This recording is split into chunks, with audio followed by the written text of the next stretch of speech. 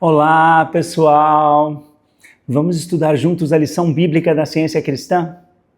O tema desta semana é Cristo Jesus. Eu vou deixar aqui na descrição do vídeo o link para você baixar essa lição e acompanhar esse estudo com a gente. Então eu vou ler do textuário de Marcos 1:11. Foi ouvida uma voz dos céus: Tu és o meu filho amado, em ti me comprazo. Então isso aconteceu, esse trecho está no momentos quando Jesus foi batizado, né? E ele ouviu essa voz e todos à volta ouviram essa voz também, né? Tu és o meu filho amado, em ti me comprazo. E nós também podemos ouvir essa voz, né? Porque Deus fala isso para nós também. Cada um de nós é o filho ou filha amado de Deus. E Deus se compraz em nós, se alegra em nós, né? Tem orgulho de nós, nos ama infinitamente. E em Marcos 9, versículos 2 em diante, né, tem a história como é que chama mesmo? Da transfiguração, né?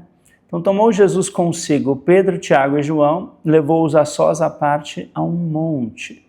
Foi transfigurado diante deles e suas vestes tornaram-se resplandecentes e sobremodo brancas, como nenhum lavandeiro na terra os poderia alvejar. Apareceu-lhes Elias e Moisés, que estavam falando com Jesus, né? Então Pedro, tomando a palavra, disse: Mestre, bom é estarmos aqui.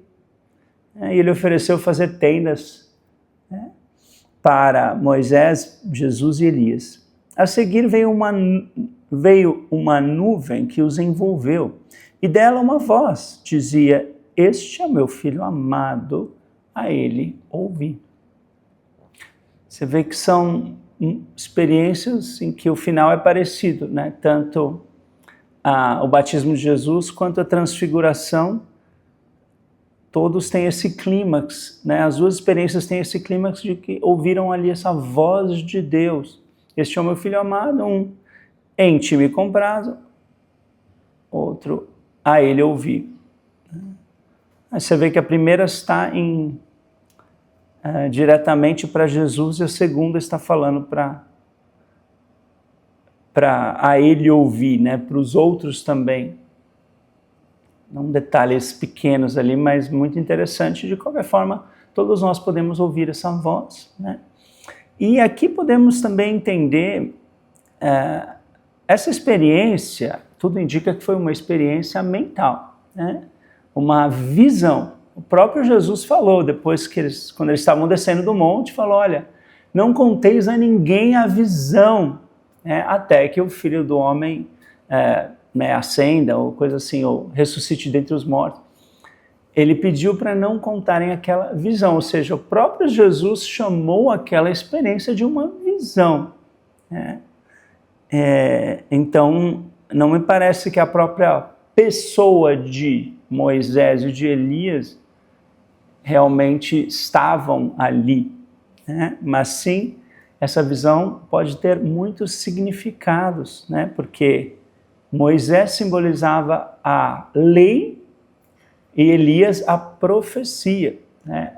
Os próprios livros da Bíblia do Antigo Testamento, e que é a Bíblia hebraica, é dividido entre lei, profetas e escritos, né? Então, tudo o que se aprende na lei é simbolizado por Moisés, tudo o que se aprende na profecia por Elias, né?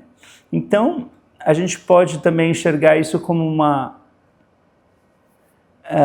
hoje, né, podemos enxergar isso como uma possível experiência para nós, né? Então imagine o Cristo nos levando a um monte alto, né, elevando o nosso pensamento, né, e ficando resplandecente para nós. Nós enxergamos a verdade simbolizada pelo Cristo com plena clareza, né? Nós enxergamos a nossa identidade espiritual representada pelo Cristo com extremo brilho, né? Então essa experiência pode acontecer na nossa consciência e a gente pode entender melhor a lei divina e a profecia divina, né, simbolizada por Elias e Moisés. E também, às vezes, o nosso pensamento interfere. Quando estamos nesse momento de elevação espiritual, essa interferência de Pedro, é bom estarmos aqui, vamos fazer uma tenda. Isso não tinha nada a ver, porque não eram pessoas que estavam ali, não precisavam de tendas nenhuma. Então, é o humano meio que interferindo na experiência divina. Isso pode acontecer na nossa consciência, quando estamos elevados, ali na verdade, de repente vem a preocupação, mas e o aluguel? Mas e meus filhos? Mas... tenta interferir nessa experiência maravilhosa, né?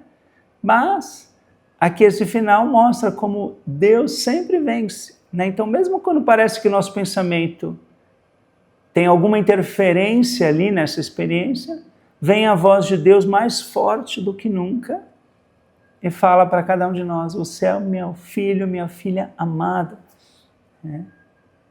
E eu te amo, né? E ouça a verdade, né? Ouça o Cristo. Você está ouvindo o Cristo agora mesmo, né?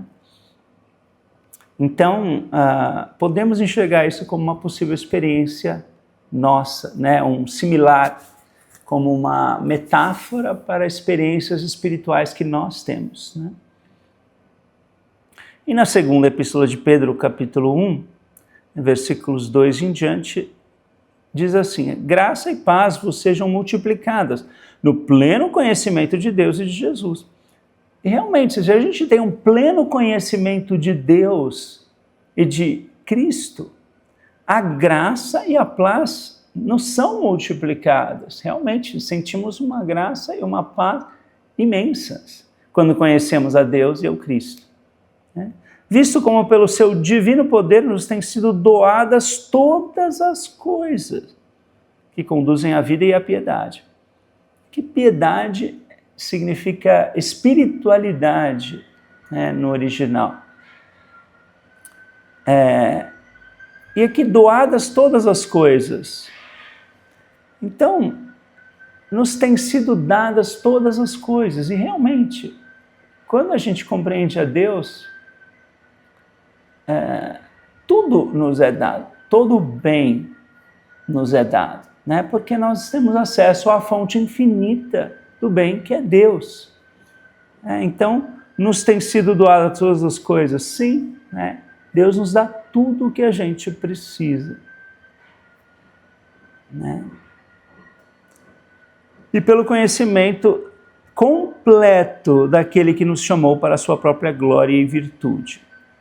Então, pode ser o conhecimento completo de Deus que nos chamou para a sua própria glória e virtude. Quer dizer, nós estamos aqui para glorificar a Deus, né? Pelas quais nos têm sido doadas as suas preciosas e muito grandes promessas. Ora, esta voz vinda do céu, aqui no versículo 18, Pedro está citando a experiência que eles tiveram no monte, né, a transfiguração. Ele falou: essa voz vinda do céu, nós a ouvimos quando estávamos com ele no Monte Santo.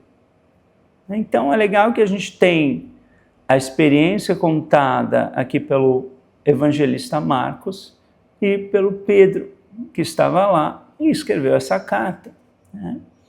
E recontou, falando que realmente ele estava lá, eles ouviram aquela voz, né? Então vamos agora para a seção 1, em João 3, versículo 17. Pergunto, porquanto Deus enviou o seu Filho ao mundo, não para que julgasse o mundo, mas para que o mundo fosse salvo por ele. Então, se Deus enviou a Jesus ao mundo, não para julgar o mundo, mas para salvar. Então, eu gosto desse trecho porque para mim é uma repreensão às pessoas que acham que estão aqui para julgar o mundo, né? E é muito tentador julgar o mundo, a gente quer julgar tudo e todos. Eu gosto, não concordo, não sei o quê. E agora com as redes sociais as pessoas têm um lugar para expor os seus julgamentos, né? Ali para todo mundo ver, que absurdo, que fez aquilo, que fez aquilo. E então, está todo mundo pronto para julgar e condenar os outros, sendo que o exemplo que Jesus nos deu foi o oposto. Eu falei, não estou aqui para julgar ninguém, eu estou aqui para amar, estou aqui para salvar, né? E nós, como cristãos, nós nos propomos a seguir o exemplo de Jesus. Então, se Jesus não veio aqui para julgar, por que a gente acha que nós estamos aqui para julgar, né? E já desde antigamente, os ditos cristãos se propunham a julgar o outro. Tal pessoa é pecadora, ele bebe, ele transa, ele não sei o quê. E deturpava o verdadeiro cristianismo, que é amar, né? Jesus não ficava falando isso dos outros, né? As pessoas que eram consideradas pecadoras, ele amava e acolhia, não ficava falando mal, julgando, separando, né? Então, como que o cristianismo se deturpou a ponto de as pessoas acharem que estão aqui para julgar, né? Então, quão importante a gente seguir esse exemplo, né? E falar, Deus me enviou ao mundo não para julgar o mundo, mas para ajudar a salvar, para fazer o bem, né? Para amar, acolher, né? E em Gálatas 4:6, e porque vós sois filhos, enviou Deus ao nosso coração o Espírito de seu Filho, e clama, Abba, Pai. Para mim, esse Espírito de seu Filho é o Cristo, né? Que chega ao nosso coração, né? E faz a gente reconhecer o Pai que é Deus, né? O Pai de todos, o Pai e Mãe de todos. No livro Ciência e Saúde com a Chave das Escrituras, né, de Mary Baker, lemos a definição de filho. Então tem um glossário no final do livro com definições espirituais de vários termos bíblicos, né? Aqui o termo filho é traduzido como Filho de Deus, o Messias ou Cristo. E na página 333, o Cristo expressa a natureza eterna e espiritual de Deus. Então, o Cristo expressa essa natureza divina em cada um de nós, né? Esse nome é sinônimo de Messias e faz alusão à espiritualidade que é ensinada, exemplificada e demonstrada na vida, da qual Cristo Jesus foi a corporificação. Então lembra que o nome Jesus o Cristo, ou Jesus o ungido ou o coroado de Deus.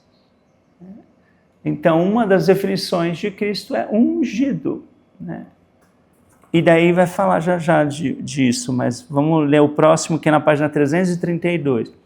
O Cristo é a ideia verdadeira que proclama o bem. Então aqui para mim, além do livro Ciência e Saúde, tem várias definições de Cristo, né? E cada uma enriquece mais a nossa compreensão, né? E para mim a definição que eu mais gosto é essa, né? O Cristo é a ideia verdadeira que proclama o bem. Então não proclama o mal, proclama o bem. A mensagem divina de Deus aos homens, a qual fala a consciência humana. Não é de homem para homem, é de Deus para o homem. E fala não com voz material, fala a consciência humana de cada um. Então isso para mim me traz muito conforto, porque às vezes eu gostaria de me comunicar com certas pessoas, né? A exemplo, para mim, o ditador da Rússia, o Vladimir Putin, né? para mim, é a pessoa que está fazendo, né, a pior pessoa do mundo hoje em dia, né, que está fazendo aquela guerra absurda na Ucrânia, né, que já matou muita gente. Então, a minha vontade de falar com ele, né, meu, por que você está fazendo isso? Olha que loucura! Mas eu não tenho como falar com ele. Agora, Deus tem. Deus, e daí eu oro com esse trecho. O Cristo é essa ideia verdadeira que proclama o bem. A mensagem divina é de Deus a Ele. De Deus a quem quer que a gente gostaria de falar, mas não tem como falar, né? Seja um político. Então está cheio de pessoas que não gostam de Lula, né? Do Lula, ou não gostam de outros políticos. Então ore para que o Cristo fale com essas pessoas, né? E comunique coisas boas e o ensine a ser melhor,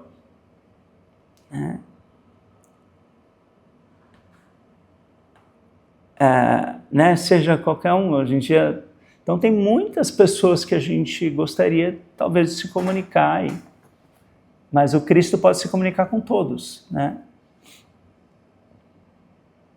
E fala a consciência humana. Não é só para quem é cristão, ou para quem está orando, para quem está lendo a Bíblia. Não, fala a consciência humana de todos.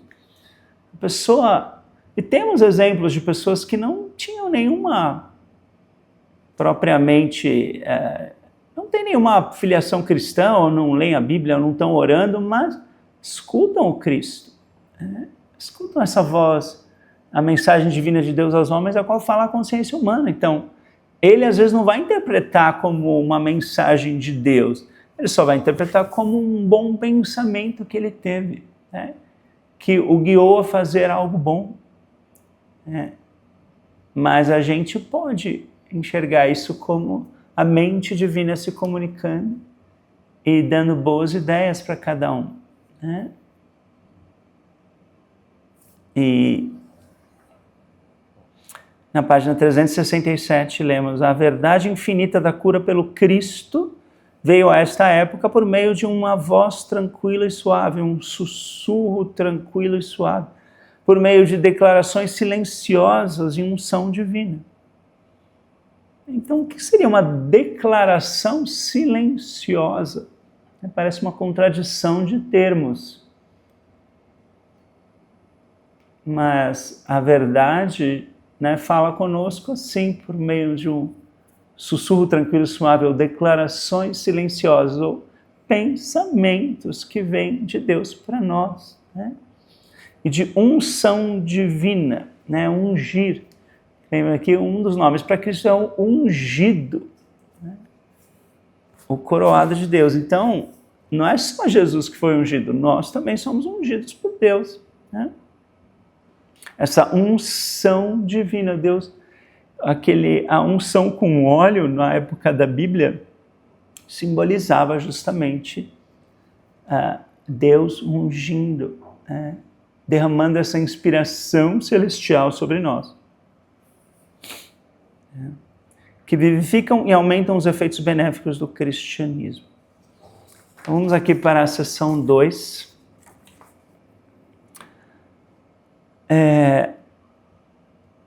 Aqui temos a história que aconteceu em Cesareia, né, quando Jesus perguntou para os discípulos: quem diz o povo ser o Filho do Homem? E essa história é citada no livro Ciência e Saúde, com a chave das Escrituras.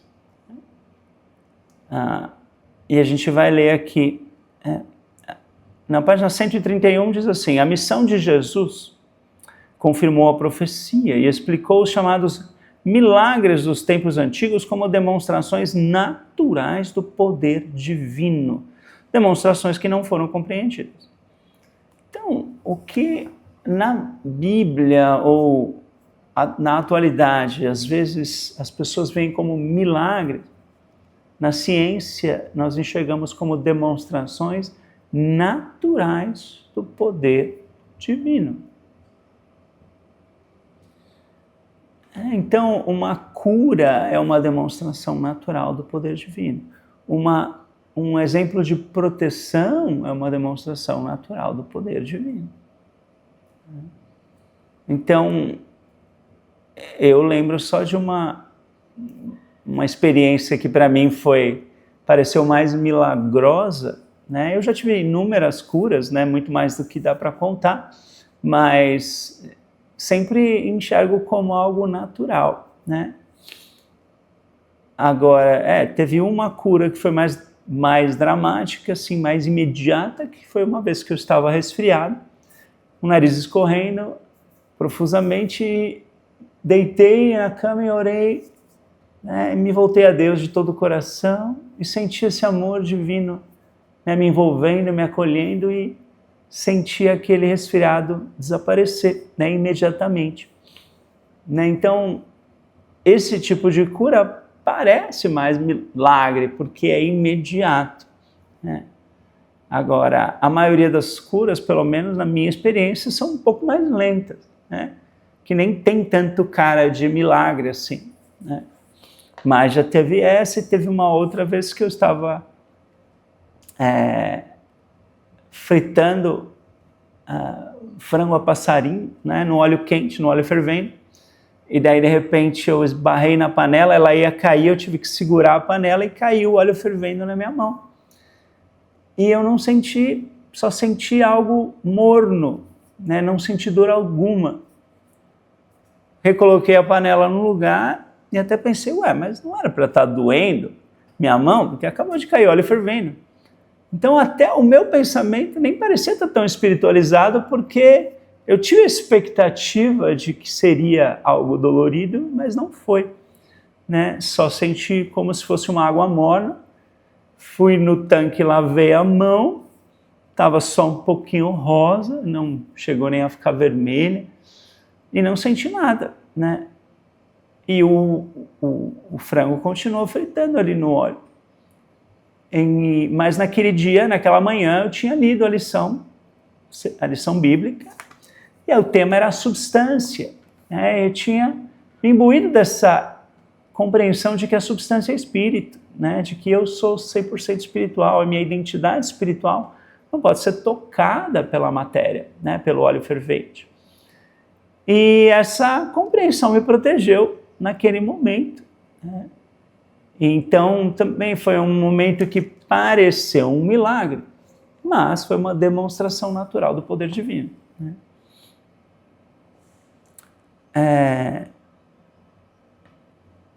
E não, quer dizer, foi algo que até eu tenho uma certa dificuldade.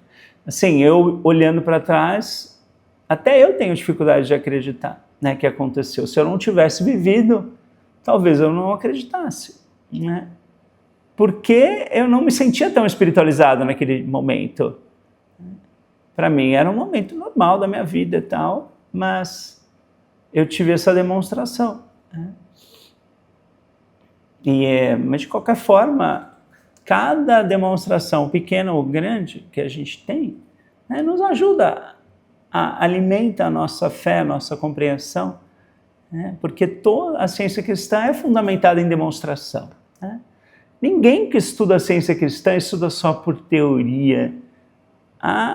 99% das pessoas que estudam a ciência cristã estudam porque vão sentindo que aquilo faz sentido e vão sentindo os benefícios que esse estudo traz na nossa experiência. Então é algo muito prático, né? E na maioria das vezes não são eventos tão dramáticos como esses dois que eu contei, né? Mas só a sensação de estar em comunhão com Deus, uma sensação de paz ao ler a lição, isso já é uma demonstração do poder divino. Né? Todos nós queremos paz.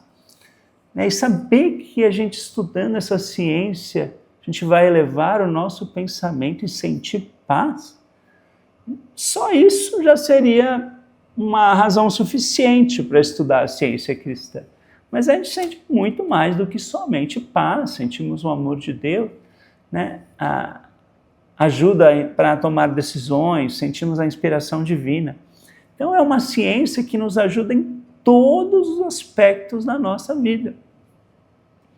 Inclusive eu tenho pensado muito, né, comparado a ciência cristã com outras ciências. E eu diria que de todas as ciências que existem no mundo, nenhuma é tão benéfica para quem estuda e pratica como a ciência cristã. Então você pode estudar física, você pode estudar química, você pode estudar matemática, um monte de ciências interessantes, todas importantes, mas nenhuma ciência vai te trazer tantos benefícios quanto a ciência cristã, né? Em todas as áreas da sua vida. E na página 136 lemos a pergunta, né? Aí está citando aquele trecho de Mateus 16, né? A pergunta naqueles dias como hoje é: como é que Jesus curava os doentes? O mundo rejeitou a resposta dele a essa pergunta. Ele apelou para os alunos: quem diz o povo ser o filho do homem? Isto é, quem ou o que fica assim identificado com a expulsão dos males e a cura dos doentes.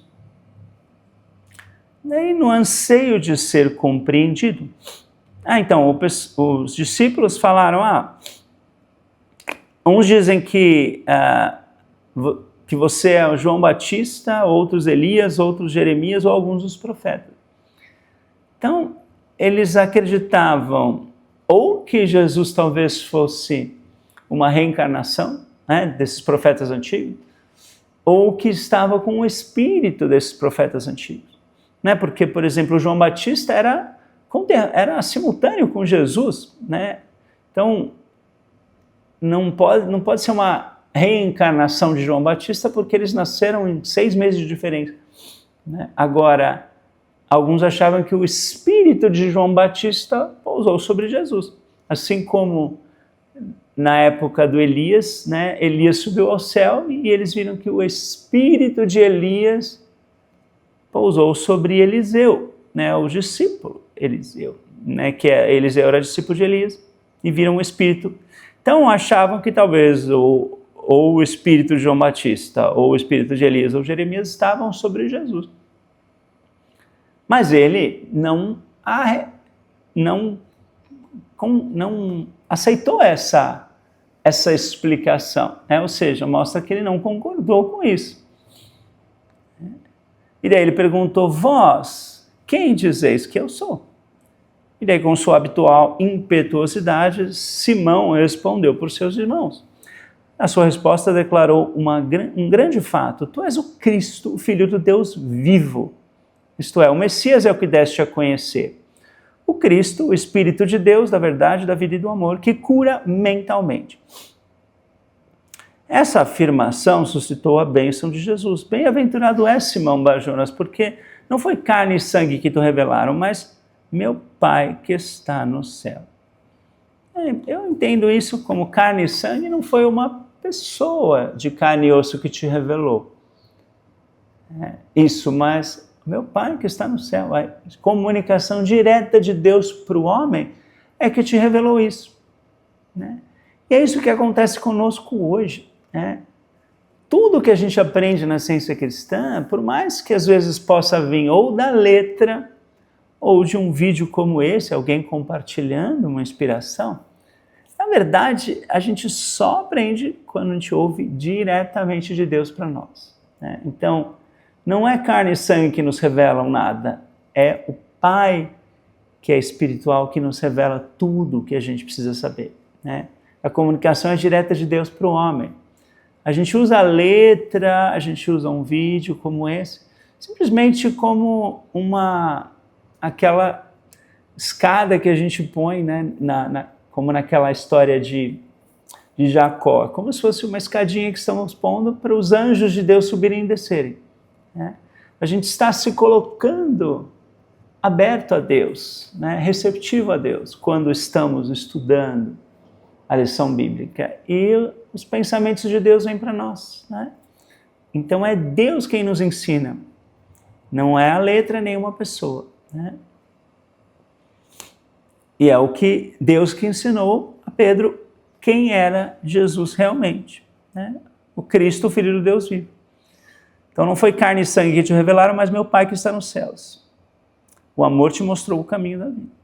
E depois ele continuou falando, e te afirmo que tu és Pedro, e sobre esta pedra edificarei a minha igreja, e as portas do inferno não prevalecerão contra ela. Então, sobre esta pedra, para mim, simboliza a revelação, né? A pedra de que Deus revela para nós tudo o que precisamos saber. Essa é a pedra fundamental da igreja, né? A revelação, pelo menos na minha compreensão, né?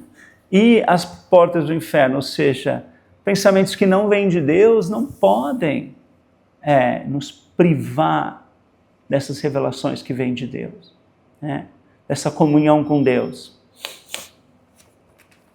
Na seção 3, lemos aqui em João 4, temos aquela história em que Jesus estava, né, viajando com os discípulos e parou em Samaria. E lembra que Samaria tem toda uma história ali na época bíblica, né? Ela era a capital, quando o reino de Israel se dividiu em dois, o reino do norte e o do sul, que era a Judéia, a capital é Jerusalém. O reino do norte, a capital era Samaria.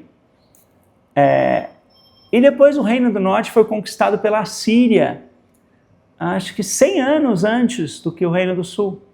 Depois conquistaram a Babilônia, todos foram exilados, daí voltaram.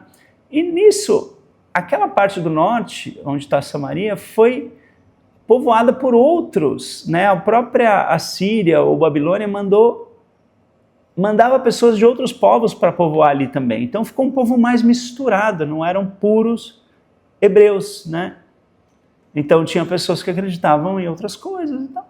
Mas de qualquer forma tinha muitos ali hebreus que acreditavam em Deus, eles só não tinham as mesmas crenças exatas do povo de Jerusalém, né? Então eles não iam adorar em Jerusalém, eles adoravam num monte lá em Samaria, né? E daí os judeus, né, da Judéia, ou seja, onde Jesus morava, tudo, Judéia ou Galileia, não sei exatamente todos os detalhes, mas eles tinham preconceito contra os samaritanos, né? Porque seriam um povo misturado. E é o que aconteceu, eles foram para Samaria ali e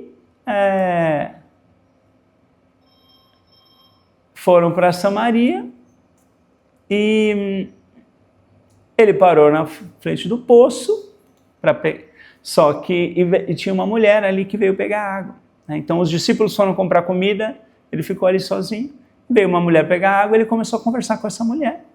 E teve uma conversa muito bonita, né? Com muitos fatos interessantes que ele foi expondo. Está com uma letra um pouco menor aqui, deixa eu usar o óculos. Mas, de qualquer forma, ele veio e pediu água, né, para a mulher, dá-me de beber. Então lhe disse a mulher samaritana, como sendo tu judeu pedes de beber a mim que sou mulher samaritana? Porque os judeus não se dão com os samaritanos. Replicou-lhe Jesus, se conheceras o dom de Deus, e quem é que te pede dá-me de beber? Tu lhe pedirias e ele te daria água viva. Respondeu-lhe ela, Senhor, tu não tens com que tirar, e o poço é fundo, onde, pois, tens água viva? Afirmou-lhe Jesus, quem beber desta água tornará a ter sede. Aquele, porém, que beber da água que eu lhe der, nunca mais terá sede, pelo contrário, a água que eu lhe der será nele uma fonte a jorrar para a vida eterna. Então, Jesus não está falando de uma água material, né? Para mim, está simbolizando essa espiritualidade que Jesus ensina. É como se fosse uma água a jorrar para a vida eterna.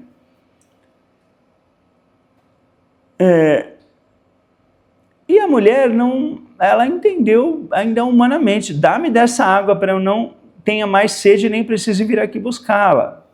Ela equivaleu a uma água material. E daí Jesus disse, vai, chama teu marido e vem cá. Ao que ele respondeu, não tenho marido. Ah, bem disseste, não tenho marido, pois 5 maridos já tiveste e este que agora tens não é teu marido. Isso disseste com verdade. Senhor, disse a mulher, vejo que és profeta. E ela falou, sei que há de vir o Messias chamado Cristo. Quando ele vier, nos anunciará todas as coisas. Então, os samaritanos também esperavam o Cristo, né? Disse-lhe Jesus, eu sou eu que falo contigo. Nesse ponto, chegaram seus discípulos e se admiraram dela se estivesse falando com uma mulher. Mas vamos voltar aqui para o que foi falado. Então, o que será que significa essa água viva, né? Pode ser a verdade divina, pode ser a espiritualidade, pode ser que esse contato com a fonte infinita. Então, Jesus nos ensinou a ter comunhão plena com Deus. E Deus é a fonte infinita de todo o bem, né, de tudo que precisamos. Então, realmente, quando estamos em comunhão com a fonte, não falta nada. Temos tudo o que precisamos ali, vindo diretamente de Deus para nós. Então, pode ser um dos significados disso que ele está falando, né? Eu vou te colocar em conexão com a fonte infinita. Então, nunca mais vai precisar buscar em outro lugar. Você já tem em Deus tudo o que você precisa, né? A mulher, de qualquer forma, gostou tanto do que Jesus falou, que ela deixou o seu cântaro e foi à cidade e disse àqueles homens, vinde comigo e vede um homem que me disse tudo quanto tenho feito. Será este, porventura, o Cristo? Então, olha o exemplo dessa mulher. Ela não ficou... talvez essa mulher fosse mal falada na cidade. Não sabemos. Mas uma mulher que já teve, né, tantos companheiros ali, talvez ela fosse... não tivesse um status naquela sociedade, né? Uma sociedade machista geralmente fala mal de uma mulher que já teve tantos companheiros. Mas ela não se intimidou por isso, né? Ela foi e anunciou para todos, né? Vinde comigo e vede um homem que me disse tudo quanto tenho feito. E nós, né? Será que a gente pode ter esse mesmo entusiasmo para compartilhar a ciência cristã? Né? Vinde comigo e veja essa ciência que nos ensina, né, a verdade divina, nos ensina quem é Deus, quem é a nossa identidade espiritual, qual a relação entre o pensamento e o corpo e a saúde, né? Como cuidar da saúde só através do pensamento, sem precisar utilizar remédios materiais, né? Olha que ciência maravilhosa, né? Que nos poupa de tanto sofrimento, que nos ensina algo tão elevado, né? Que vai nos ajudar em todos os âmbitos da nossa vida. E a gente guarda só pra gente. A gente não tem esse mesmo entusiasmo que essa mulher teve, de ir para todo mundo e falar, olha que maravilha, vem ver, né? E realmente o pessoal da cidade foi lá falar com Jesus e depois pediu para Jesus ficar com eles 2 dias, né? E Jesus ficou ali 2 dias nessa cidade e depois eles mesmos falaram, olha, não é mais pelo que você disse, nós ouvimos Jesus e nos convencemos que ele é realmente o Cristo, né? O Salvador. Então, realmente, podemos convidar todos a estudar a ciência cristã e eles vão provar por si mesmos que a ciência cristã, né, é sanadora, nos traz benefícios, né, incalculáveis, né, para a nossa vida. Aqui na página 333, né? Em todas as gerações, tanto antes como depois da era cristã, o Cristo, como a ideia espiritual, o reflexo de Deus, vem com certa medida de poder e de graça a todos os que estejam preparados para receber o Cristo, a verdade, né? Então, o Cristo vem à nossa consciência. Nós estamos preparados, porque Deus nos preparou para receber o Cristo, a verdade. Lembra do que a senhora Ed falou? Deus vinha me preparando durante muitos anos para receber essa revelação. E Deus nos preparou a vida toda para receber essa revelação, né? nós estamos preparados, todos estão preparados, né? Podemos compartilhar sem medo. E na página 26 lemos esse Cristo ou divindade do homem Jesus, né? O original diz divindade, não caráter divino. E justamente explica que a palavra divindade, nesse contexto, simboliza não que Jesus é Deus, e sim, divindade é a natureza divina, né? O Cristo, ou divindade do homem Jesus, era a sua natureza divina, a santidade que o animava. A verdade, a vida e o amor divinos deram a Jesus e dão a cada um de nós a autoridade sobre o pecado, a doença e a morte. Então, outro dia, uma amiga estudante de ciência cristã, perguntou, mas o que é pecado? Eu não consigo entender muito bem o conceito de pecado, né? E daí, para mim, uma explicação rápida do que eu entendo como pecado é tudo que está em desacordo com Deus e com a nossa natureza divina, né? Então, por exemplo, Deus é amor, nossa natureza divina é ser amoroso. Então, quando eu odeio alguém, eu fico com raiva de alguém, isso é pecado, porque não está de acordo com a minha natureza divina, né? Então, a outra parte da nossa natureza divina é o domínio que Deus nos deu. Nós refletimos o princípio que nos dá disciplina e domínio. Então, por exemplo, quando eu sou guloso e como a mais do que eu preciso, ou seja, não tenho domínio sobre as minhas atitudes, não tenho disciplina alimentar, essa espécie de gula é um pecado, porque eu estou me esquecendo do domínio que Deus me deu sobre as minhas atitudes e estou me deixando dominar pela gula e comendo muito a mais do que eu preciso, né?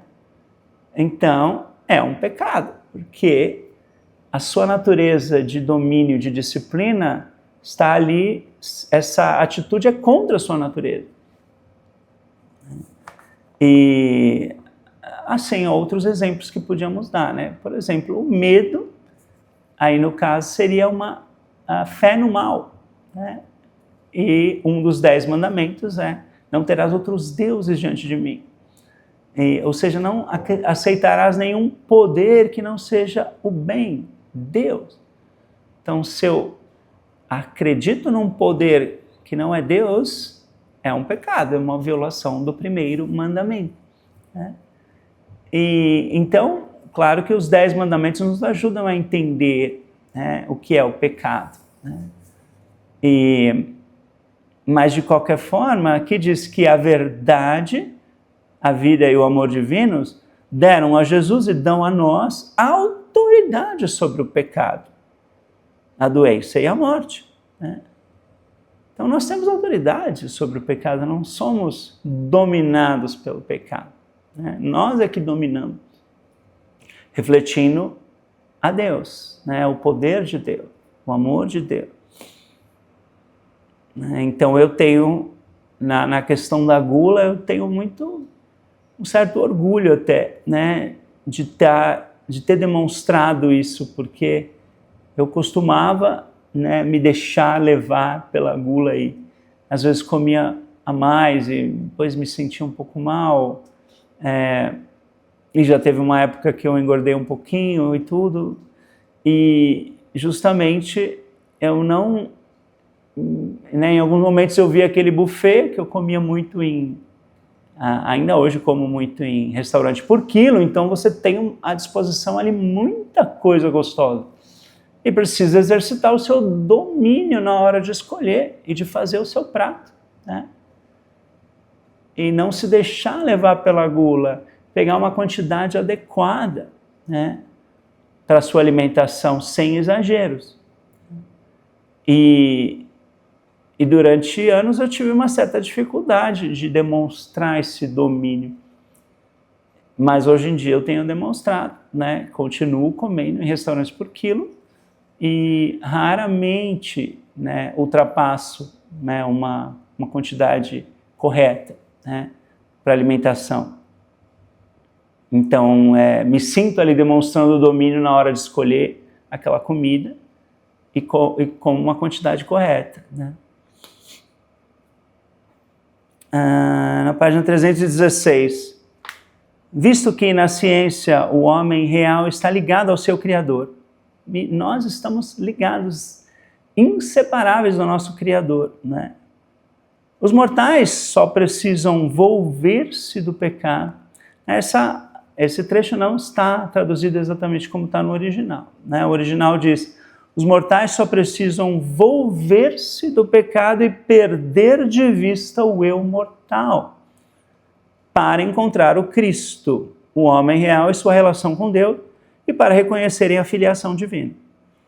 Então, o pecado está aqui, eu vou volver-se do pecado. Então, o pecado não vai fazer mais parte da minha experiência.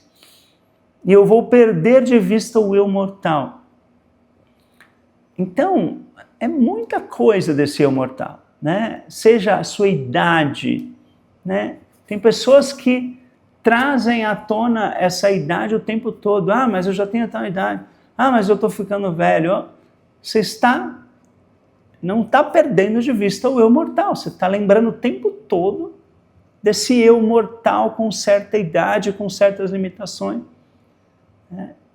E a ideia na ciência cristã é perder de vista o eu mortal. E pelo eu imortal, a imagem e semelhança de Deus, que não tem idade, né, que não é nem jovem nem velho, né, que é eterno, é a nossa identidade espiritual. Então vamos perder de vista uma suposta identidade material e trazer à tona, né, trazer à nossa consciência sempre a identidade espiritual. No meu caso, eu tenho buscado exercitar isso, perdendo de vista um falso eu, que é o eu magoado, o eu injustiçado. Por muito tempo eu fiquei acolhendo essa falsa ideia de que eu fui muito injustiçado na minha carreira e que eu sou um mortal magoado com essas pessoas que me injustiçaram, né? Essas inúmeras editoras que não quiseram os meus livros, que me rejeitaram. E então eu sempre estava com esse eu mortal tô com mágoa, tô com raiva, que injustiça que cometeram comigo e tudo. Então, é um eu mortal. E hoje em dia, quando esse eu mortal vem à tona, eu busco lembrar, não, vou perder de vista o eu mortal, esse velho homem, esse mortal que se sente injustiçado, que se sente vítima, que está magoado. Isso não sou eu, né? Eu sou a imagem e semelhança de Deus, eu sou o Filho amado de Deus, infinitamente abençoado por Deus, né? Esse é o meu verdadeiro eu, né? E partir dessa premissa, né, de um imortal abençoado e não um mortal injustiçado, né? Então, isso é perder de vista o eu mortal para encontrar o Cristo, ou seja, a nossa identidade espiritual. O homem real e sua relação inseparável com Deus, né? Com o bem, com o amor, né? E na página 37, é possível, é até mesmo dever e privilégio de cada criança, homem e mulher, seguir em certo grau o exemplo do Mestre, né? Pela demonstração da verdade, da vida, da saúde e da santidade. Então, uma das coisas que... aqui quando eu lembrei dessa atitude da mulher samaritana, que ela foi tão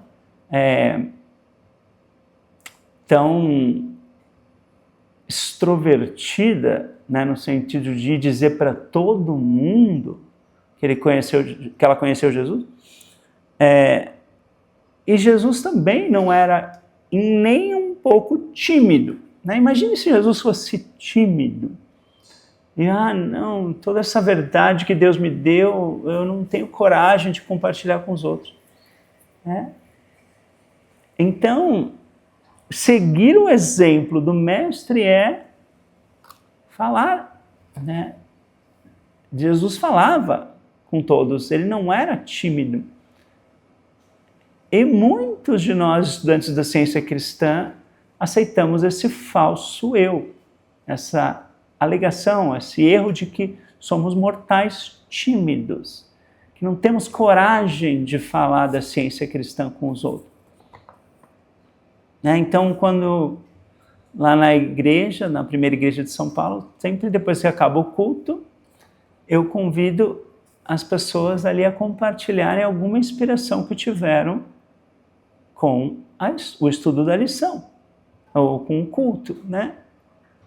E a maioria das pessoas fica quieta, né? Ou seja, você percebe que eles estão se enxergando como esse eu mortal tímido.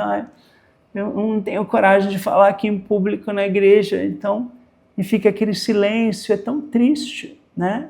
Tenho certeza de que tantas pessoas têm coisas boas para compartilhar, né? Mas deixam esse falso eu falar mais alto, né? Eu sou um mortal tímido, então vou ficar quietinho aqui, né?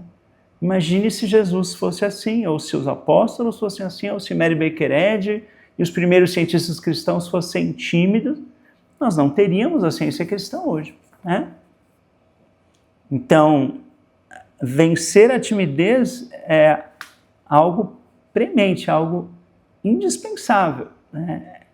Essa timidez é o ego mortal, é o eu mortal. Temos que perder de vista esse eu tímido, que não é o seu verdadeiro eu, é um falso eu, né? Então, perder de vista o eu mortal para encontrar o Cristo.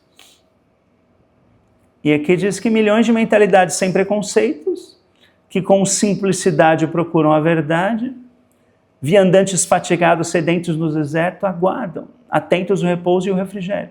Então tem muitas pessoas buscando a verdade, né? Podemos dizer claramente que todos estão buscando a verdade, de certa forma, né? Alguns estão buscando na espiritualidade, na religião, em Deus, outros não, mas de certa forma todos buscam a verdade, né? E todos precisam de alento, todos precisam de conforto, todos precisam de amor, né? É que dá-lhes um copo de água fresca em nome de Cristo e nunca receis as consequências. Vamos compartilhar o que a gente aprende na ciência cristã, ou compartilhar a própria ciência cristã com outros, né? Sem recear as consequências, né? Então, quão importante é que todos saibam que existe uma ciência cristã, né? Existe um método de cura espiritual que vai muito além da medicina material e que, onde em muitos casos em que a medicina material fala que aquilo não tem cura, na ciência cristã tem cura, né? E teve inúmeros casos de pessoas curadas de doenças consideradas incuráveis pela medicina. Porque a medicina ela é limitada, ela se apoia na matéria. A ciência cristã é ilimitada, se apoia no Espírito infinito, né, em Deus. Então não há limite para a cura espiritual. Então, claro que já houve, né, pessoas que buscaram a cura espiritual e não conseguiram essa cura. Então teve pessoas que estavam sob o tratamento da ciência cristã, mas não vingaram, acabaram falecendo. Assim como inúmeras pessoas morrem sob o tratamento médico, né? Então, não é algo absolutamente infalível, mas o que é falível é a nossa compreensão, né, dessa ciência. Então, Jesus, que tinha uma compreensão mais elevada, né, dessa verdade divina, ele quase nunca falhou, né? Só teve um momento que disse que ele não conseguiu fazer muitas obras por causa da incredulidade deles, né? E teve um outro momento que ele curou em 2 tratamentos, né? Que ele foi curar o cego, ele imediatamente ainda estava vendo só um pouco embaçado, daí depois Jesus tocou-o de novo e ele passou a ver tudo perfeitamente. Mas a maioria das vezes ele curava instantaneamente, né? Sem precisar de um segundo tratamento. porque a compreensão dele era enorme, né? E a nossa, mesmo sendo inferior, a verdade é que tem poder, não é a nossa compreensão. A nossa compreensão é o ceder à verdade, né? Ou deixar a verdade agir, não interferir com as nossas crenças, com as nossas limitações, né? Então, para Deus tudo é possível, né? E é importante que as pessoas saibam que existe essa ciência, né? Que é uma alternativa viável quando os sistemas materiais, né, falharam. Então não desista. Se o médico falou, olha, não podemos te ajudar mais, tem um médico que é Deus que não pode te ajudar, né? Mas daí você precisa se voltar a Deus, né? Estudar a ciência cristã, pedir ajuda para um praticista, né? Mas não desistir. E nós, como cientistas cristãos, temos esse dever de mostrar para os outros que existe essa ciência, né? Existe essa alternativa. Então vamos aqui para a seção 4. Achava-se na sinagoga um homem possesso de espírito de demônio imundo e bradou em alta voz: Ah, que temos nós contigo, Jesus Nazareno? Vieste para perder-nos? Então, a gente sabe que depois aqui Jesus o repreendeu dizendo: cala-te e sai desse homem. O demônio, depois de o ter lançado por terra, saiu dele sem lhe fazer mal. Então essa história me remeteu a uma coisa aparentemente diferente. Mas na semana passada, lembra que eu estava comentando um trecho do Ciência e Saúde que fala que não há emasculação na ciência divina. Ou seja, não há castração na ciência divina. Ou seja, a ciência cristã não é uma religião castradora. Ela não te impede de fazer nada que você queira fazer, né? E daí, depois que eu gravei o vídeo, uma mulher, membro da nossa igreja, né, me ligou e falou: nossa, Flávio, sério que eu mencionei que se a pessoa quiser, né, beber uma bebida alcoólica, né, se ela sente no coração que ela quer beber, a opção é dela, né? A igreja não proíbe nada, a ciência cristã não proíbe nada de ninguém, né? Então, quem vai definir o que você vai fazer ou não é você, né? Cada estudante de ciência cristã toma suas próprias decisões, o que eu vou fazer, o que eu não vou fazer, né? A igreja não proíbe nada para ninguém, nem vamos dizer, nem vai te tratar com um certo preconceito se você tomou tal ou tal decisão, né? Então, se você, por exemplo, né, eu conheço muitos cientistas cristãos que gostam de beber eventualmente, né, socialmente. São estudantes sérios de ciência cristã, às vezes membros da igreja, mas que eventualmente tomam uma cervejinha, ou um vinho, ou um champanhe, né? E é o meu caso, né? Eu tenho toda uma história de que quando eu era adolescente, que é uma história muito longa, mas teve uma vez que eu bebi uma garrafa de cerveja, e eu tinha uns 16 anos, e daí veio um pensamento, né? De Deus falou para mim: você vai esperar ficar bêbado para parar de beber, né? E eu falei: não, não vou parar de beber agora. E eu parei por muitos anos, inclusive quando eu entrei na faculdade, o pessoal foi levado para um bar, né, os bichos, e eles queriam embebedar os calouros. E eu me recusei a tomar bebida, e todo o bar começou a gritar: bebe, bebe, bebe. E eu não bebi. Aí não foi nenhum esforço, foi algo natural, né? Eu não ia fazer nada por pressão dos outros. E tive essa coragem moral de não beber, né? Isso até depois saiu num artigo, né, no Arauto da Ciência Cristã. E daí, anos depois, eu estava num casamento e era um dos padrinhos, e daí ali todos comemorando, eles foram com uma taça de champanhe, foram brindar, né? E nesse momento eu fiquei com aquela dúvida, putz, eu não bebo, mas eu vou ser o estraga-prazer aqui de não vou brindar com esse pessoal, tudo. E eu brindei, tomei um gole daquele champanhe e vi que não foi para o inferno, eu vi que não tinha nada a ver, né? E que havia um exagero da minha parte de jamais tocar em bebida, né? Eventualmente, né, eu poderia beber socialmente se eu sentisse que fosse o caso, como nessa vez, né? Eu tomei aquela taça de champanhe e não me senti nada mal, né? Nem me senti pecando, porque eu estava no domínio, né? Eu não perdi o domínio e nem fiz algo por pressão social, fiz porque eu quis fazer, né? Claro que havia uma certa pressão ali para não ser o estraga-prazeres no momento, né? Mas, de qualquer forma, a partir dali, eventualmente, eu comecei a beber, né? Um copo de cerveja aqui, ou uma taça de vinho, ou um champanhe, né? Mas é uma coisa muito eventual e eu não sinto que está em desacordo com a minha natureza divina, né?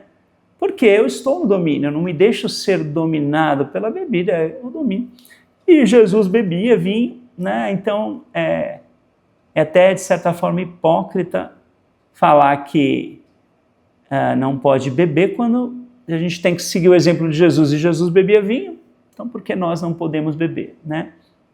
Então, agora, Jesus não se deixava ser bebido pelo vinho, né? Assim como os apóstolos, né? Então eles tinham o domínio e nós também podemos ter, né? Se é o caso, mas a maioria dos cientistas cristãos não optam por beber nem socialmente, né? É uma decisão individual, não é uma proibição da igreja, né? E daí, inclusive é interessante pensar sempre nos trechos, ler alguns trechos que a senhora Ed fala sobre isso, né? Um que me veio à mente, né, tá aqui no livro Ciência e Saúde, na página 406, tem um trecho que ela fala assim, na linha 30, né? O apetite depravado por bebidas alcoólicas, fumo, chá, café, ópio, só é destruído pelo domínio da mente divina sobre o corpo.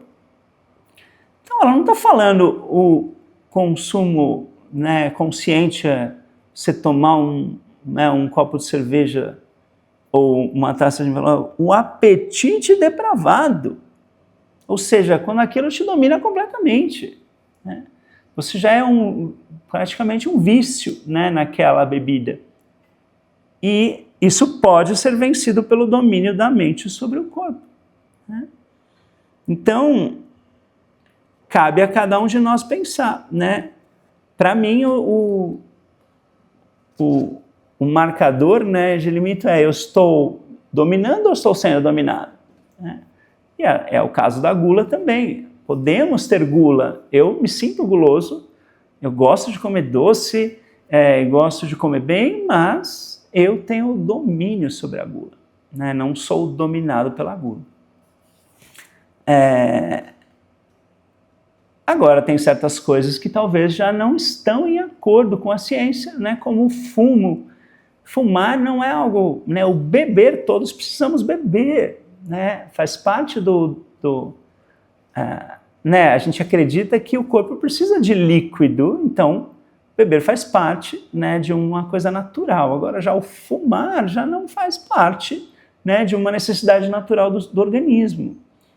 Então, a maioria dos estudantes de ciência cristã interpreta que fumar não está em acordo com a ciência. Mas a decisão é individual, né? Então, eu conheço um estudante de ciência cristã sério que ainda fuma, né? Fuma cigarro. E ele, não sei se ele deseja parar ou não, não sei o que ele sente sobre isso, se ele sente como uma fraqueza. Eu suspeito que sim, né? Suspeito que é um vício que ele deseja vencer, mas ainda não venceu, né? Mas a decisão é dele, ele continua indo na igreja, ele é amado por todos e ninguém vai julgá-lo ou condená-lo por isso, né? Assim como também muitos, né, E por que eu estou falando isso? Calma, antes de continuar. É porque para mim esse demônio estava justamente, de certa forma, falando isso, né? Ele veio, esse pensamento ruim, né, representado por esse demônio, falando: que temos nós contigo, Cristo? Que temos nós contigo? Temos tudo a ver com Cristo. O Cristo é a nossa natureza divina. Então, o que temos nós contigo? Temos tudo a ver contigo, né? Mas esse pensamento do eu quer alegar que nós não temos nada a ver com Cristo, né? Vieste para perder-nos, né? Ou seja, é uma alegação que é exatamente o oposto.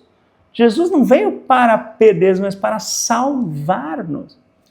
Então você vê que o erro tenta alegar sempre o oposto do que é a verdade. Então, uma alegação que sempre, infelizmente, fizeram a ciência cristã, né?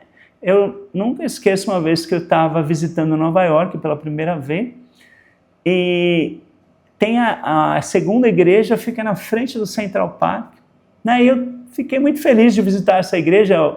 Foi num sábado, ela não estava aberta, eu só passei ali na frente, olhei a igreja, fui, né, sentei num banquinho no parque e fiquei olhando, né, a igreja.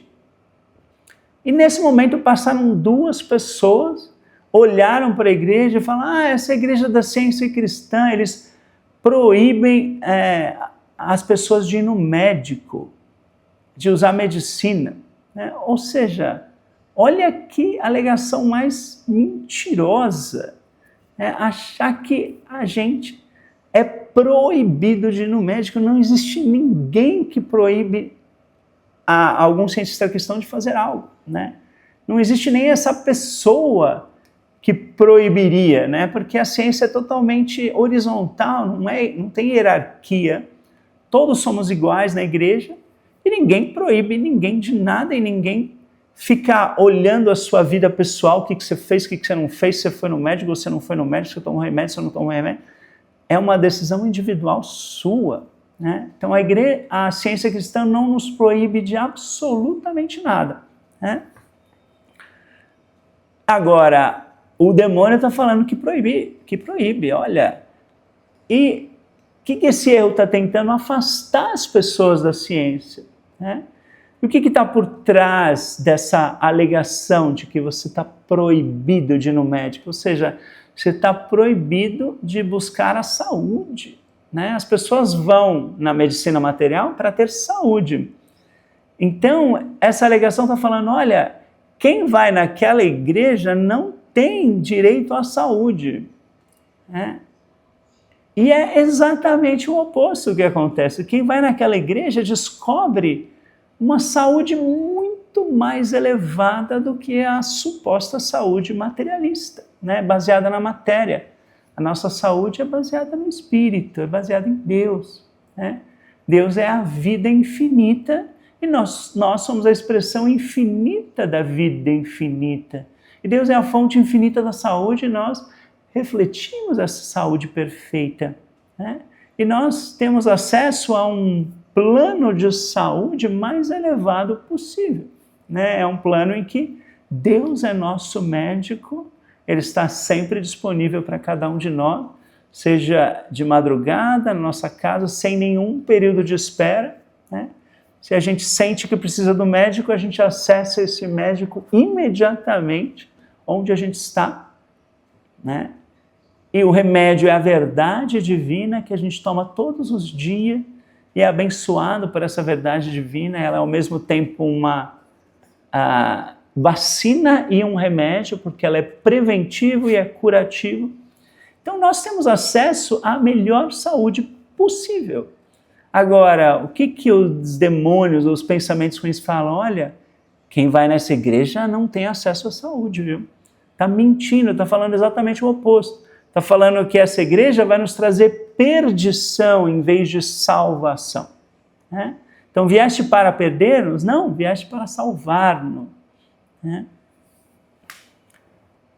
E perder também a ideia de que você vai perder a sua vida, a sua individualidade, né? Então, essa pessoa da igreja, né, que me ligou, ela falou assim, então eu fiz o curso com a sua mãe, o curso primário, e ela falou que não podia beber. Agora pode? Né? Ela fez essa pergunta e eu falei, não, sempre pôde, né? Você sempre pode fazer o que você quiser. O que provavelmente estava por trás do que a minha mãe falou é que não está em harmonia com os ensinamentos da ciência cristã você ser bebido, né? No caso, tem pessoas que ensinam que qualquer toque na bebida já seria um pecado, mas eu não concordo. Né? Eu não sei exatamente o que a minha mãe ensinou, mas de qualquer forma, todos nós que estudamos a ciência cristã sabemos que nada é proibido, né? E que todas as nossas decisões são individuais e que ninguém perde nada com a ciência cristã, né? Porque essa ideia, vieste para perder, ou seja, você vai sair perdendo se você estudar essa ciência? Não, só vai sair ganhando, você não vai perder absolutamente nada. Se você acha que beber é bom, por favor, continue bebendo, não deixe de fazer nada que você acha bom por causa de algum dogma, de alguma crença de que a ciência cristã proíbe algo ou não proíbe. Né? Você faz exatamente o que você sente no seu coração, mas continue estudando a ciência cristã, porque com certeza essa comunhão com Deus vai estar sempre te guiando a fazer o melhor, né? Se por acaso aquilo que você gosta não está em acordo com a sua natureza mais elevada, né? Muito provavelmente aquilo vai cair por terra, né? Assim como muitas pessoas gostavam de cigarro, né? Ou até eram viciadas em bebida, alcoólatras e tudo, mas começando a estudar a ciência cristã, esses vícios caíram por terra, né? Porque eles descobriram a sua identidade espiritual. Então eles não se sentiram privados da bebida nem do cigarro, eles já não desejavam mais aquilo, né? Eles tomaram a decisão natural de deixar aquilo para trás, né? Não foram forçados a nada. Então, na ciência cristã não existe perda, a gente não perde nada, só ganha. Então, se você acha que está perdendo, você provavelmente não está entendendo a ciência cristã, né?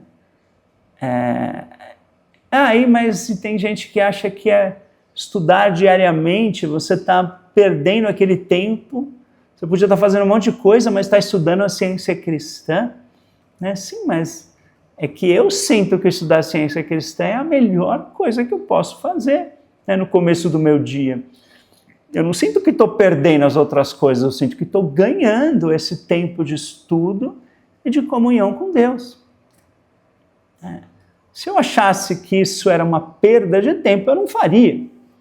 Eu só faço esse estudo diário da ciência cristã porque eu sinto que eu estou ganhando essa compreensão espiritual, essa verdade que está me alimentando, essa comunhão com Deus que está me trazendo paz. Então, por isso que é importante afirmar, não existe possibilidade de perda na ciência cristã, você só ganha. E você só vai fazer algo que está inspirado pelo seu coração, né? Se você quer estudar, você vai estudar porque Deus está te inspirando a estudar, né? Se você quer deixar de fazer algo, é porque Deus está te inspirando a deixar de fazer algo, né? Não é porque existe alguma proibição. Porque justamente essa mulher, voltando, que me ligou, ela falou que muitas pessoas da família dela, quando foram apresentadas à ciência cristã, gostaram da ciência cristã. Mas daí ela falou para essas pessoas, olha, que legal que você está gostando, mas sabe que essas pessoas bebem? E falou, mas ali não pode beber, né? E daí as pessoas, não, então eu não quero estudar ciência cristã se não pode beber. Então, fala, né, é uma mentira, pode beber. Se você acha que é bom, faça o que você acha que é bom, né? Então, você vê que muitas pessoas deixaram de estudar a ciência cristã por causa dessa mentira, que ela vai estar perdendo algo se ela estudar, né? Assim como antigamente, né, não aqui no Brasil, mas nos Estados Unidos, os cientistas cristãos costumavam ser um pouco mais tradicionalistas que no Brasil, né? Então, às vezes a pessoa ali simplesmente queria transar com o namorado e já achava que precisava largar a igreja, porque tinha pessoas que falavam que não podia transar antes do casamento, né? Ou seja, aqui na ciência você vai perder. Você não vai poder desfrutar da sexualidade com seu namorado e estudar a ciência ao mesmo tempo, porque a ciência proíbe sexo antes do casamento. Se falava isso, é uma mentira, a ciência não proíbe nada, né? Agora, a pessoa acreditava nisso e deixava a ciência. Então, quão importante a gente não aceitar nenhuma mentira, né? Aceitar essas dogmas, essa crença em proibição, né? E hoje em dia, felizmente, melhorou muito. Eu acredito que mesmo lá nos Estados Unidos, né, não estão mais com espalhando esse tipo de dogma, né? E deixando que a individualidade de cada um floresça, né? Cada um tem uma jornada espiritual única e individual. Então, para alguns, tomam certas decisões, outros tomam outras decisões, e todos estão certos, que todos estão seguindo a sua inspiração, estão aprendendo o que tem que aprender, estão tendo essas experiências individuais, mas sempre, se você está estudando a ciência cristã, você vai estar sempre progredindo, né?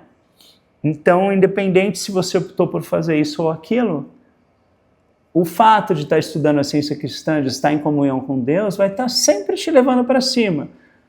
E cada um toma um caminho um pouco diferente um do outro, toma decisões um pouco diferentes uma da outra, né?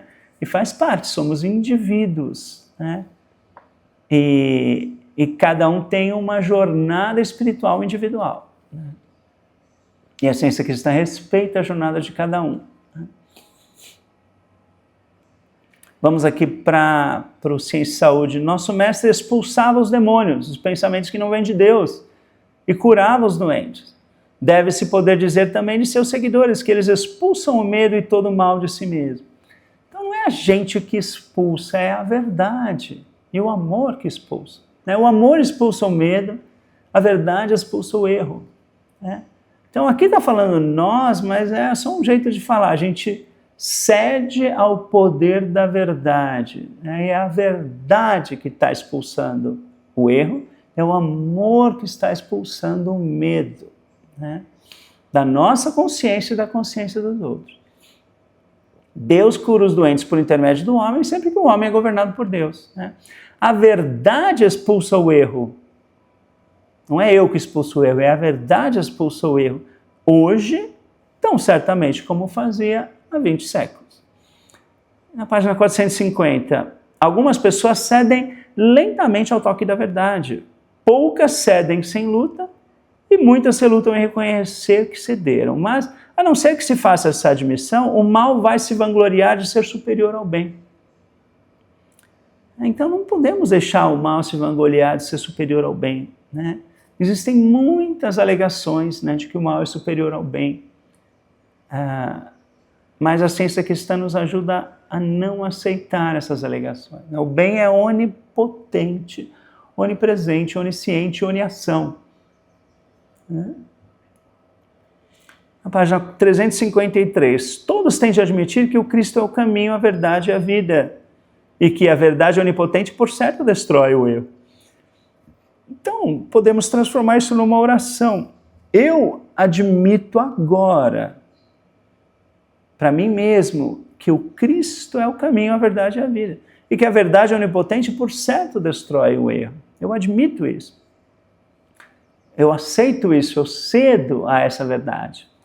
E na página 446, compreender a Deus revigora a esperança. Então, geralmente, quando a gente não tem esperança, é porque a gente não está compreendendo esse Deus onipotente, né? Então, compreender a Deus revigora a esperança, entroniza a fé na verdade e não no erro. Corrobora as palavras de Jesus. Eis que estou convosco todos os dias até o fim do mundo. No inglês, né, que ela está citando aqui, no inglês não está até a consumação do século, está até o fim do mundo. Então, eis que estou convosco todos os dias até o fim do mundo, ou seja, até o fim da materialidade, né, até o fim do erro. O Cristo está conosco até a gente vencer todo o erro. Né? Resistindo ao mal, tu o vences e provas sua nulidade.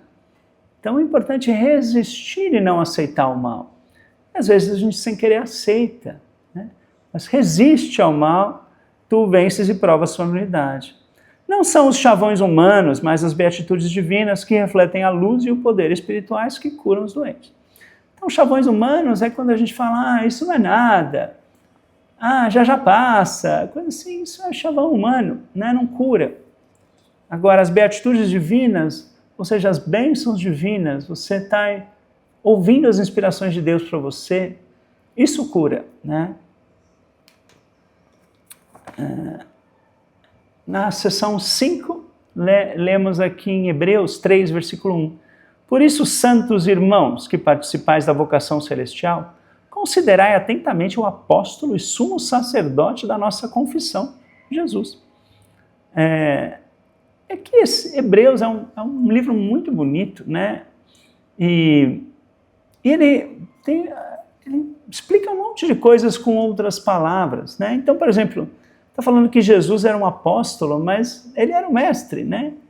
Mas daí ontem a minha mãe no estudo explicou que um dos significados de apóstolo é embaixador, né? Que ele quer um representante. Então, realmente, ele é embaixador de Deus, representante de Deus, né? E sumo sacerdote. O sacerdote seria um intermediário, né, entre Deus e os homens. E realmente, Jesus agiu como uma espécie de intermediário entre Deus e os homens, né? Então, são nomes que geralmente não se usam para Jesus, mas têm um significado que é interessante, né? E que ele explorou isso, né? O autor de Hebreus explorou isso. Em João 6, né, versículos 26 em diante, aqui tem Jesus. O que acontece? É engraçado, João 6, né? Vamos ler aqui. Respondeu-lhe Jesus, em verdade vos digo, vós me procurais não porque vistes sinais, mas porque comestes dos pães e dos peixes. Comestes dos pães e vos fartastes. Então, eu não sei totalmente o contexto, né, mas ele está basicamente acusando as pessoas ali, né? Olha, você está me procurando porque você comeu pão e peixe, né? Então tem uma razão muito maior para você estar procurando o Cristo, né? E eu percebo que algumas pessoas, algumas religiões, né, essas de televisão e tudo, tentam divulgar, olha, vem aqui para a igreja que você vai conseguir tudo o que você quiser. Se você sonha em ter um carro, uma casa, vem aqui para a igreja que vai conseguir. Então, ou seja, você está indo para aprender sobre Deus para ganhar esses prêmios, esses pães e peixes, né? Não é pelo amor à verdade, não é para aprender, né? É para ver o que você tem para ganhar de material. Eu acho que talvez seja isso que Jesus esteja falando aqui, né? Não vem pelos esses prêmiozinhos materiais, vem pela verdade, né? Em verdade vos digo, quem crê em mim tem a vida eterna. E aqui Jesus está falando, você vê que ele está falando em nome do Cristo, né? Ou da verdade. É uma das definições de Cristo na ciência cristã, é a verdade, né? Então, se a gente substituir por verdade, aqui você vê que faz muito sentido. Ó. Quem crê na verdade tem a vida eterna. Eu, a verdade, sou o pão vivo que desceu do céu. Se alguém dele comer, viverá eternamente. E o pão que eu darei, o pão que eu darei pela vida do mundo é a minha carne. Aqui eu penso que podemos interpretar como Jesus falando, né? Ele teve que dar a carne dele para ser crucificado e para depois ressuscitar, né? Para mostrar que a vida é eterna, né? Então, pode ser essa verdade que eu darei pela vida do mundo é a minha carne. É um pouco até difícil de interpretar aqui, né? Mas a gente estudando com calma dá para, né, sentir algumas coisas interessantes com essas frases, né? Assim como o Pai que vive me enviou, igualmente eu vivo pelo Pai. Então podemos afirmar, né? Eu vivo pelo Pai. Também quem de mim se alimenta por mim viverá. Quem do Cristo ou da verdade se alimenta, da verdade viverá. Muitos dos seus discípulos, tendo ouvido tais palavras, disseram: duro é este discurso, quem pode ouvir? Aí eu acho interessante, porque primeiro ele falou: vocês estão vindo atrás de mim para comer pão, e daí ele deu uma significação espiritual de pão, né? O pão é a verdade, né? Venha pela verdade espiritual e não por pães materiais, né? E depois ele falou muito mais coisa aqui, porque são só alguns trechos. Mas muitos dos seus discípulos, tendo ouvido tais palavras, disseram: duro é este discurso, quem o pode ouvir? Mas Jesus, sabendo por si mesmo que eles murmuravam, interpelou-os: isso vos escandaliza? E daí ele falou uma frase que trouxe mais escândalo ainda, né? O Espírito é o que vivifica, a carne para nada aproveita. As palavras que eu vos tenho dito são Espírito e são vida. E daí, à vista disso, muitos de seus discípulos o abandonaram e já não andavam com ele. E aqui eu vejo similaridade com o que a gente estava falando antes. Primeiro, eu lembro que uma vez eu estava estudando a lição bíblica com a minha prima, nós éramos adolescentes ainda, e a gente um dia sentou para estudar a lição bíblica, né? E quando ela leu esse trecho, ela tomou uma decisão: eu acho que eu vou deixar a ciência cristã por um tempo, vou viver bastante a minha vida, depois eu volto, né, para a ciência cristã. Ou seja, ela achou que também estaria perdendo algo por estudar a ciência cristã.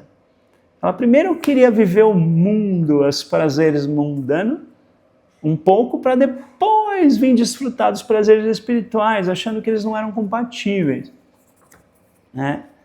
E me parece que as pessoas que estavam ouvindo Jesus ali também interpretaram isso, né? Falando: olha, o Espírito é o que vivifica, a carne para nada aproveita. Então não quero isso, eu quero aproveitar da carne, né? E algumas pessoas pensam assim como as pessoas que essa moça da igreja convidou, né? Falando: você gosta da igreja, mas aqui não pode beber, né? Ela fala: mas então eu não vou, porque eu quero aproveitar ainda da bebida, né? Eu gosto da bebida. E daí não vieram para a ciência. É a mesma coisa, né? O Espírito é o que vivifica, a carne para nada aproveita. Então muita gente foi embora. À vista disso, muitos dos seus discípulos o abandonaram e não andavam com ele. Então Jesus perguntou aos 12: porventura quereis também vós outros retirai-vos? Respondeu-lhe Simão Pedro: Senhor, para quem iremos? Tu tens as palavras da vida eterna. Nós temos crido e conhecido que tu és o Santo de Deus. E daí tem outra questão aqui, né? Se a gente vai deixar a ciência cristã, a gente vai para onde? A gente que conhece esse jeito mais elevado de interpretar a Bíblia, de conhecer a Deus e ao homem, você vai para uma religião tradicional onde tem aqueles dogmas, aquelas coisas antiquadas. Será que a gente vai, né, se por um acaso deixássemos assim, iríamos nos encontrar, né, em outra religião? Eu não consigo me enxergar, né, indo para alguma outra religião, até porque eu amo a ciência cristã, né?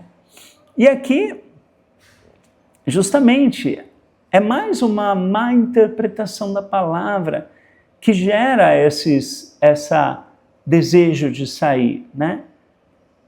Então, o que é o Espírito que vivifica, a carne para nada aproveita? Tem muito nessa frase, né? Primeiro a gente pode pensar espiritualmente. Lembra que Jesus era muito espiritualizado? Falar a carne para nada aproveita, não é humanamente que ele estava falando. Óbvio que você aproveita se você come um churrasquinho, se você bebe uma bebida gostosa, se você transa com a sua namorada, se aproveita da carne. Então, para o senso humano, você aproveita da matéria. Aqui eu penso que ele estava falando num senso totalmente espiritual, né? Realmente, espiritualmente falando, a gente não aproveita da matéria, a gente só aproveita do espírito. A gente só aproveita, o proveito mais verdadeiro que existe é o proveito que vem da espiritualidade, que vem dessa comunhão com Deus, que vem de sentir o amor de Deus. Tanto que todas as pessoas que já foram curadas pela ciência cristã falam que é uma das melhores sensações do mundo, né? Realmente não existe. Então você está aproveitando da espiritualidade, né? Você está com uma felicidade muito mais potente, muito mais verdadeira do que uma felicidade que você teria com a matéria, né? Um prazer temporário que vem da matéria. O prazer da espiritualidade é imensamente maior do que o prazer obtido com a materialidade. Penso que é isso que ele está falando, né? Então não é para você deixar de aproveitar da matéria. Então, se você gosta de algo, por favor, usufrua desse algo, né? Eu adoro um monte de coisas. Eu gosto de tomar café, gosto de comer coisas gostosas, né? Como eu já disse, eventualmente eu bebo um vinhozinho ou um champanhe porque eu gosto do gosto, né? Então eu não me privo de nada, né? Transo com a minha namorada e é muito bom, por quê? Porque não é a matéria, é o amor expressado ali, né? Então, o maior prazer que vem é o prazer do amor, não o prazer do toque material, né, do contato material entre dois corpos. Para o senso humano, aquilo traz prazer, mas o maior prazer vem do contato espiritual, vem de duas pessoas se amando, né, se cuidando, uma tentando agradar a outra. Isso é que é o verdadeiro prazer, né?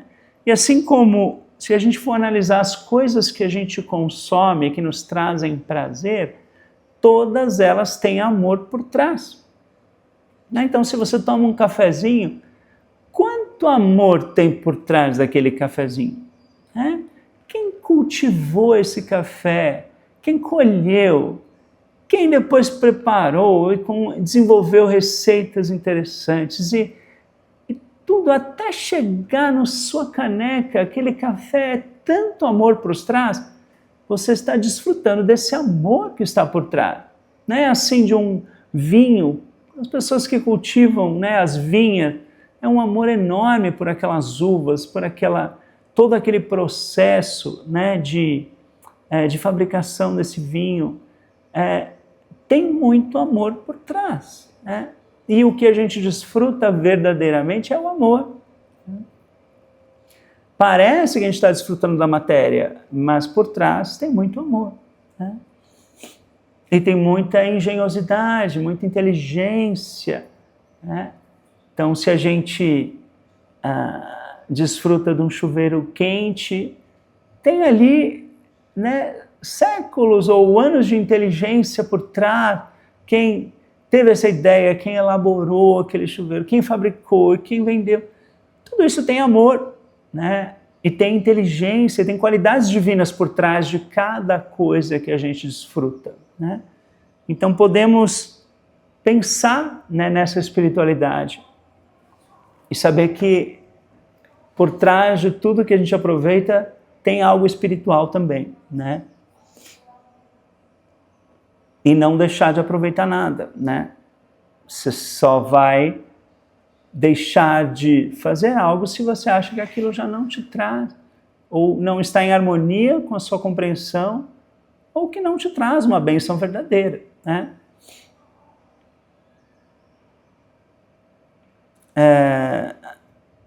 as Escrituras, né, na página 410, diz assim, as Escrituras dizem não só de pão viverá o homem, mas de toda palavra que procede da boca de Deus.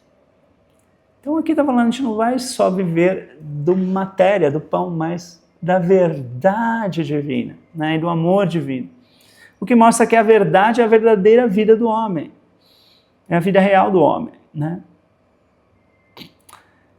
Na página 25, sua carne e seu sangue verdadeiros eram sua vida. E os que verdadeiramente comem sua carne e bebem seu sangue são aqueles que participam da vida divina. Então você vê que Jesus falou um monte de coisa aqui de carne e tudo. E a senhora Edith está interpretando espiritualmente, né? Sua carne e seu sangue eram sua vida. E quem come dessa carne e bebe seu sangue são aqueles que participam da vida divina. Jesus ensinou o caminho da vida pela demonstração, para que possamos compreender como esse princípio divino cura os doentes, expulsa o erro e triunfa sobre a morte. O mundo, na página 53 lemos, o mundo não soube interpretar com acerto o desconforto que Jesus causava. A palavra que a senhora Ed usou no original é desconforto, não é inquietação. Então a tradução não está fiel ao original, né? Então eu já estou substituindo pela palavra que a senhora Ed usou e que é muito interessante por sinal, né? O mundo não soube interpretar com acerto o desconforto que Jesus causava e as bênçãos espirituais que podiam resultar desse desconforto. Por que é interessante essa palavra? Porque se Jesus veio trazer o confortador, a ciência divina, como que essa mensagem pode trazer desconforto? Como que o confortador pode trazer desconforto? O desconforto vem para a mente mortal, apegada à materialidade, apegada ao ego. Então, claro que você trazer espiritualidade ali, e você está tão apegado à materialidade, você sente um certo desconforto, né? Então, e aqui fala, né? A ciência expõe a causa desse choque, tão frequentemente produzido pela verdade, a saber que esse choque provém da grande distância que há entre o indivíduo e a verdade. Então, quanto mais distanciado a pessoa está dessa verdade, desse amor divino, mais estranhamento, mais desconforto ele vai ter ao receber essa verdade, né? Mas tudo bem, não importa. Vai aceitando que isso vai ficando cada vez mais natural e mais confortável, né? O confortador vai ficando cada vez mais confortável, né? Ou te trazendo cada vez mais conforto, quanto mais você o aceita, né? Na página 462, algumas pessoas assimilam a verdade mais depressa do que outras. Mas qualquer aluno que obedece às regras divinas da ciência cristã e se embebe, não de vinho, mas se embebe do Espírito de Cristo, pode demonstrar a ciência cristã, expulsar o erro, curar os doentes e aumentar continuamente o seu patrimônio de compreensão espiritual, força, iluminação e êxito. Então, o nosso patrimônio não é material, o nosso patrimônio é compreensão espiritual, força, iluminação, êxito. É um patrimônio espiritual que Deus nos dá, né? E na página 55, a hora para o reaparecimento da cura divina se estende por todos os tempos. E todo aquele que deposita tudo o que tem de terrenal no altar da ciência divina, bebe nesse momento do cálice do Cristo e fica dotado do Espírito e do poder da cura cristã. Então aqui, o que é depositar tudo o que tem de terrenal? Então vamos depositar as crenças, os medos, a depositar esse ego mortal, né? Essa crença num eu separado de Deus, depositar esse velho homem, tudo ali no altar da ciência divina, né? Aquele que deposita tudo que tem de terrenal no altar da ciência divina, bebe do cálice do Cristo, né? Ou seja, desfruta desse prazer mais elevado da espiritualidade, né? Muito mais elevado do que a materialidade. E na seção 6, né,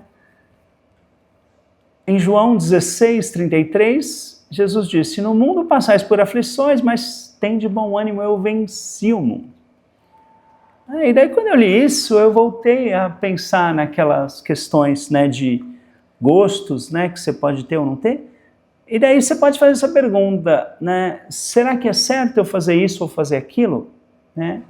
Você pode perguntar, se você faz isso, você está vencendo o mundo ou você está sendo vencido pelo mundo? Né? Então, por exemplo, se eu bebesse uma bebida alcoólica por pressão social, eu estou sendo vencido pelo mundo. Né? Agora, se eu bebo porque eu estou com vontade e porque eu vou ter domínio, vou beber uma quantidade pequena que não vai me abalar, né? Aí eu estou vencendo o mundo, eu não estou sendo vencido pelo mundo. Então, a decisão é sutil, é individual de cada um. Né? Mas uma boa pergunta é, eu estou vencendo o mundo ou estou sendo vencido pelo mundo? Né? Estou vencendo a gula ou estou sendo vencido pela gula? Né? E assim por diante. Estou tendo domínio sobre a sexualidade ou deixando a sexualidade me dominar? Né? Cabe a cada um responder. Né? Então, aqui em João 17, versículo 7 em diante, o meu professor de ciência cristã chamava esses capítulos, né, de João 13 a 18, de o curso normal da ciência cristã. Né?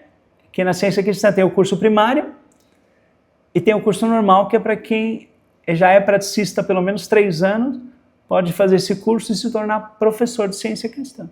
É o curso normal.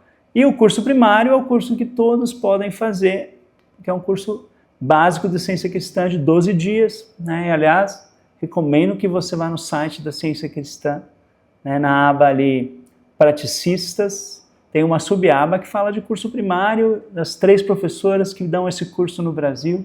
Né? Vá, se você ainda não fez, né?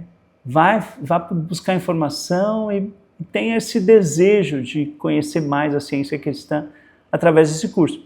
Mas o meu professor chamava de o Sermão da Montanha, o Sermão do Monte, como o curso primário, e esse João 13 a 18 como o curso normal da ciência cristã, porque ele identificava isso como ensinamentos muito elevados de Jesus.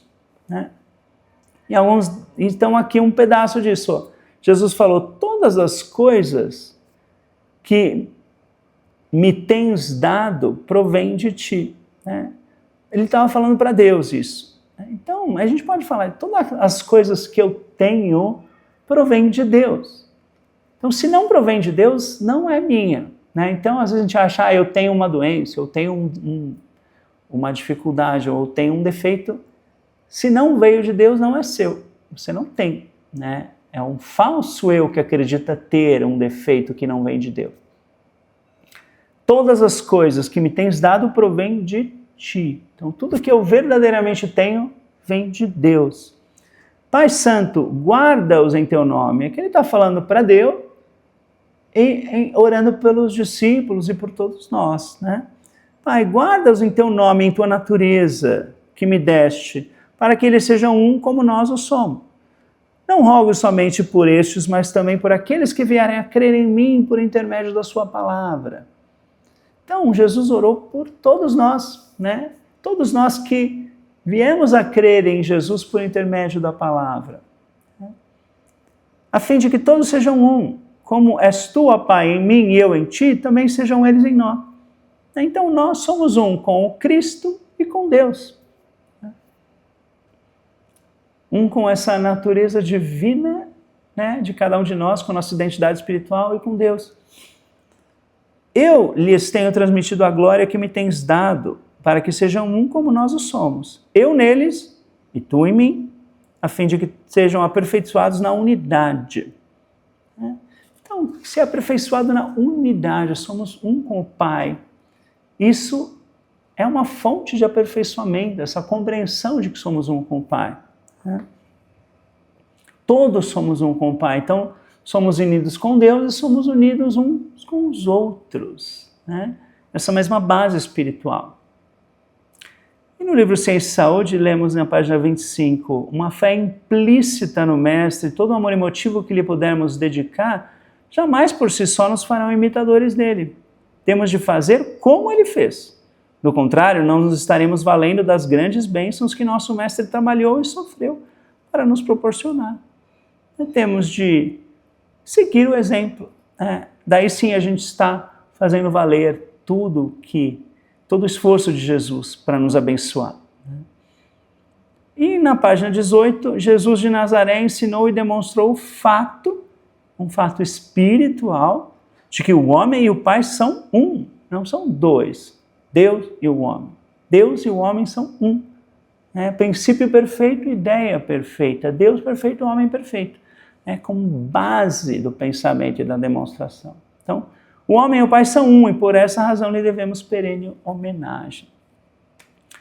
Então, olha que delícia a gente aprender tudo isso, né? E vamos, então, buscar praticar cada vez mais todas essas verdades.